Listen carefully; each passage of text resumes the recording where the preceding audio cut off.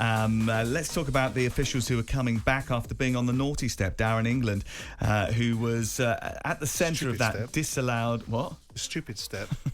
A naughty step. It was just a mistake. Everybody makes stupidity. mistakes in life. It's stupidity. The officials at the centre of the goal that disallowed Luis Diaz's strike for Liverpool against Tottenham will return to the Premier League action for the first time this week. Darren, England has been appointed as the fourth official for Brentford's home game against Burnley. Dan Cook will be an assistant referee when Sheffield United hosts Manchester United live on talkSPORT. Is half the problem ruling with fear, and does consequences and punishment raise standards, do you think? Ruling with fear. Some people often ask about respect and fear, don't they, which lasts longer? And I think most people would say fear lasts longer, because respect can go in a second, and consequences and people being aware. In this instance, the mistake that was made was really poor. You've got a battle to regain control for officialdom. You've got Howard Webb trying to change the landscape. You've got new technology, and you've got no excuse. Besides, I understand that the language that was used by the on-field might have made the VAR have a mind fart. But the bottom line is that it's really, really poor. And so with that in mind, it's not about being put on a naughty step. It's about consequencing people to understand there's an expectation of excellence from them. There's a demand, and a rightful demand, from Howard Webb that the officials have more control over the game, that there's more leadership on the pitch. Totally, but bearing in mind we're struggling to recruit referees, obviously the referees aren't at the standard that you necessarily require. Why do you say we're struggling to recruit referees? Because we are at all levels of the game, aren't we? We know, we constantly hear that from grassroots referees because of the issues that they have. Well, I mean, look, I don't know if we're struggling to recruit referees. I understand the challenges that we have in grassroots football, and I understand that the establishment are not doing enough to invest into body cam and so on and so forth, and the fact that the media picks up on it every now and again, like the butterflies that we are light upon something, get bored and move on to the next subject. Are you talking about yourself? I'm talking about media full stop, because you look at these things and you say that refereeing is an important facet of the game. But the point is, should they be coached, should they be nurtured, should they be developed, rather than immediately consequenced? Is there a better way of dealing with them to make them referee with less fear? But you've got to build a culture of resilience for a start, right? Is that the first thing you have to do? Well, I think ultimately to be in a position of authority, you've got to have resilience as one of the component parts of your characteristics. If you haven't got that, then what else have you got in authority? You can't put your arm around the shoulder and say, there, that appalling mistake that you've made that you've got no excuse for needs me to put my arm around my shoulder. What you need to understand is the consequences of the ramifications of the decisions that you've made. Did you say how you would you have impart sacked that wisdom? him? Did you say you would have sacked him? I think there would have been an argument. I think I said at the time there's an argument to suggest that was an element of negligence and gross dereliction of duty. And do you think that would have helped? Now, whether that's 3 strikes and you're out, I don't. Would it have helped? Would it have concentrated the minds of people? You've got to bear in mind, with due respect to myself, I did an interview 3 or 4 weeks earlier with Mike Dean talking about the concentration lapses or the lack of attention to detail or the reaction to the fact that he didn't feel that the on-field referee needed to have anything more loaded on his shoulders. And I look at that, and whilst I take it in the moment and I had the context and I didn't like the pile-on that went with Mike because I was there when we were saying, these guys are battling for a landscape of better control, more respect and more discipline on the pitch, and they undermine that argument. The next thing that came out of Pep Guardiola's mouth was referees being more humble and accepting the fact not that going for an Oscar. Yeah, but we got off on a tangent there, bringing Pep into it. I mean, I'm talking about the whole idea about the consequence culture and the reasons why it needs to be there, and the undermining of the idea that referees and the officials are going to be given a fair shake going forward when they behave this way. I think taking them out of firing line immediately is a good thing. Takes the pressure off them, just gives them time to breathe. I think that's a good thing. I think what Howard Webb has to do really, really quickly is work out who's capable and who's not. Because what you're doing is you're bringing together a group of referees who've spent years and years and years training to be referees and command the pitch and asking them to do a different job. Now, some of the responsibility in the VAR studio is similar because you're making refereeing decisions, but lots of it is different. And the pressure is different. It's a very different thing. It's a different role. So you're bringing this group in to try and make this a success, and they're learning on the job.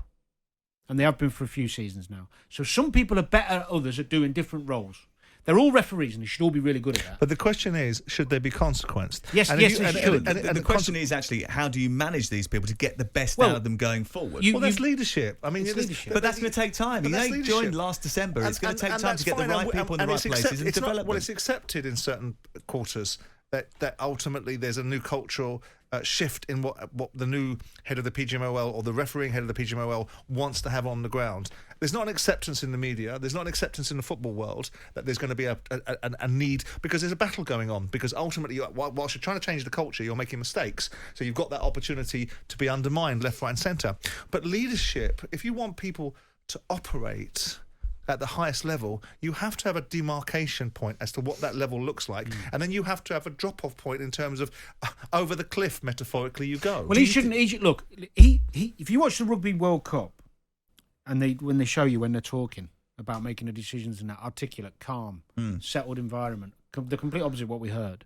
Now, he doesn't. I don't know down in England. It's not a personal thing. He doesn't sound like somebody capable of being in that position. He was frantic. Why is it the rugby world? Because there's no hysteria and endless maybe just hyperbole people, from every single pundit, every single media outlet, and every single rugby fan is not sitting there screaming at the referees. You don't know what you're doing. Nobody was watching down in England at the time. No, but that environment has been created because they're products of that environment. They know that the culture. This is why there's an argument about transparency. Who created that environment? Is it not that they're ruling with a little bit of fear because we are asking them to do it quicker? Because Howard Webb is saying if you don't do it, then you're going to be off a game next week. It's a simple case of incompetence. Some people aren't good enough to do the job they're given. So that means there has to be a demotion and promotion, like in any business. If you're flying really high in sales, you go up the ladder. You keep going. Why do you characterise it as a culture of fear? I'm asking you whether or not if they are operating with a culture of fear, because they shouldn't be. If you listen back to that tape, they were rushing to get things done because they felt as if they've been told for God knows how long they're taking too long with VAR decisions. You didn't rush that much. You qualify that. They rushed it. You qualify that as fear. I would suggest it's an element of accountability. Everybody has accountability. I'm asking you every whether time or not you miss like the that. break, we get a problem with Luke out there. So everyone has to have accountability. It makes me more nervous. But why does it? But it makes you sharper at your job. If you've got, scared. If people can't respond, to the pressure of the job that they're in, then they shouldn't be in that job, because jobs like VAR and football referees and football managers come with the expectation that you're going to be put into difficult situations. But I don't think if you said everybody who goes in there, if they can't initially straight away deal with the pressure, then you have to discard them. You go through a lot of bodies very quickly. Well, yes and no. I think it's not as difficult as we're making out here. I mean, let's be honest. It's hard work. You've sat in there. I've sat in there. It's not the most. Okay, but there's it's not being a brain surgeon. There's a level of it's mistake. Hard. That the mistake that we saw that brought me into the equation, not for clickbait and not for sound bites, suggesting that the mistake that was made was very difficult to explain, very difficult to justify. And so at the end of it, you have to say to yourself, if you're capable of making that kind of mistake, and you might be right, Danny, you might price in the argument that people say they were in the UAE and flying back and they were tired and so on and so forth. But when you look at that kind of mistake, you think to yourself, well, that goes straight to competence. So the question has to be, are you competent? Let's not waste one another's time. Let's not put you in this position again. Because unless I'm going to get a real fulsome explanation as to how you've managed to make this mistake, and I can find it in my own heart to say to myself that you need to be retrained, redeveloped, and you're worth the investment, let's not waste one another's time. But Mike Dean, in your interview, was perfectly clear about it. It wasn't for him, VAR. Now, it doesn't mean he wasn't a good ref. He refed his own way. It wasn't for everybody. That environment wasn't suited for him. But he spent years mastering his trade at being a ref. And Darren England, I'm sure, is a very competent referee. Doesn't mean he's going to be competent in that VAR situation. Do you think we should have separate teams that do specialise in VAR and specialise on on-field refereeing? Absolutely, yes, I do. But then other people suggest that argument loses. The other side of that argument is, if you're away from the pitch, you see things differently as a VAR operative. All of a sudden, you lose subjectivity.